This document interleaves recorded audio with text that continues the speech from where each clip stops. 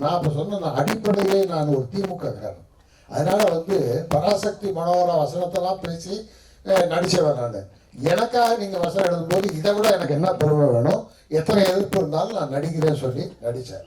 அதுக்கப்புறம் பல எதிர்ப்புகளையும் சந்தித்தேன். இப்போ நீங்கள் கேட்டீங்கல்ல, அது மாதிரி வரும்போது இப்போ நான் செல்ஃபின்னு ஒரு படத்தில் ஒரு கேரக்டர் ஒரு ஒரு கஷ்டப்படுற ஒரு குடும்பத்தினுடைய தந்தையாக நடித்தேன். இப்போ சலூன் ஒரு படத்தில் வேற கேரக்டர் பண்ணியிருக்கேன். ஆனால் நீங்கள் கேட்ட மாதிரி மாநாட்டில் ஒரு அரசியல்வாதி, இதுலேயும் ஒரு அரசியல்வாதி.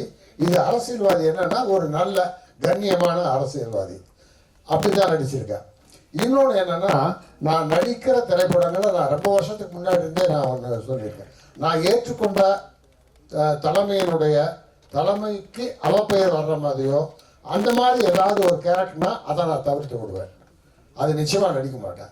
அது இல்லாமல் நல்ல பாத்திரன்றப்ப நடிப்பேன். இதில் அரசியல்வாதி தான், ஆனால் ஒரு கண்ணியமான ஒரு நல்ல ஒரு சமுதாயத்தை முன்னேற்றுவதற்கு அதுக்கு மேலே அது படம் பார்த்து நீங்கள் தெரிஞ்சுக்கலாம்.